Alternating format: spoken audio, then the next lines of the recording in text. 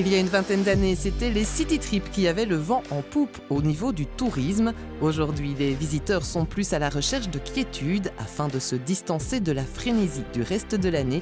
Le slow tourisme a donc de belles heures devant lui, surtout en province de Luxembourg, terre propice à la contemplation.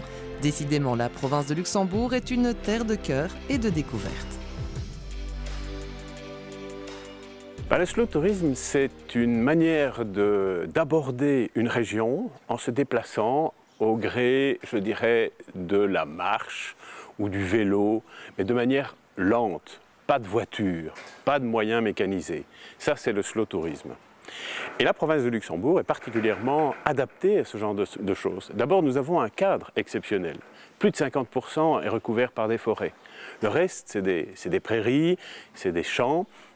Et puis, il y a quelques villes touristiques attirantes et qui permettent aux touristes d'avoir aussi un petit attrait urbain, si je puis dire. Je pense que toute l'économie de l'Horeca, toute l'économie des musées, etc., profite de ce genre de choses. Nous avons des circuits de randonnée qui traversent le pays, en tout cas la province de Luxembourg, de part en part. Vous savez que la randonnée a pris un essor il y a à peu près une vingtaine d'années. Et sur cette vague, nous continuons à surfer aujourd'hui. Et après les années de Covid qui ont été un boom pour le slow tourisme, nous avons maintenant, encore maintenant, un boom à post-Covid, si je puis dire, pour tout ce qui concerne le slow tourisme. Notre province est jalonnée de parcours de randonnée adaptés à tous les marcheurs, une offre qui plaît aux amateurs de slow tourisme. Et bien sûr la Transardennaise qui traverse la province de part en part. Il y a également, depuis à peu près une dizaine d'années, l'Escapardenne, l'Ice Lake Trail, qui est également une des randonnées très prisées par les gens, les touristes internationaux également, puisque nous avons sur l'Escapardenne, l'Ice Lake Trail, un label Best Trail of Europe. C'est une des meilleures randonnées européennes. Et donc, ces différents chemins, et j'ajouterai encore le GR de la Semois, le GR16 et d'autres GR, vous savez que les GR sont excessivement bien balisés, permettent justement d'avoir un maillage complet qui passe par les villes, Bastogne, La Roche, Abbé, et qui permettent aux randonneurs de se reposer et de trouver des hébergements de qualité. À la ferme et la Clabat de Petit-Voire, on a bien compris l'attrait du slow tourisme. Émilie et son mari Nicolas proposent d'ailleurs des activités à la ferme aux visiteurs qui le souhaitent.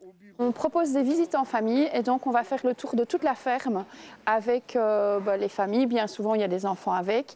Et alors, les enfants vont donner à manger aux vaches.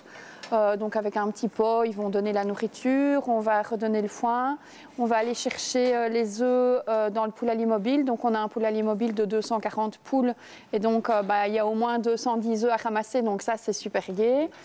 On va aller caresser les lapins, prendre le temps de s'arrêter pour caresser les lapins. Je pense que ça, c'est un des meilleurs moments de la ferme. Je pense que les gens ont besoin maintenant un petit peu de revenir à l'essentiel, de prendre le temps d'aller caresser les animaux, d'aller chercher, s'ils vont chercher les œufs, quand ils reviennent avec une boîte de 6 œufs et puis ils vont rentrer dans leur gîte ou quoi et préparer quelque chose. Et ça, c'est hyper important pour eux. Et oui, c'est vraiment ce retour à l'essentiel, je pense. En fait, les gens, moi bien souvent m'appellent parce qu'ils sont dans les gîtes aux alentours et essayent d'aller à plusieurs places. Nous ici, on a en plus le musée du téléphone, donc sur Petit-Voire, on peut déjà faire 2 choses. On a le lac qui est pas loin, donc il y a vraiment moyen de dire on passe une journée ici et on peut faire plusieurs choses sur la journée et c'est hyper intéressant parce qu'aussi tout le monde y trouve son compte.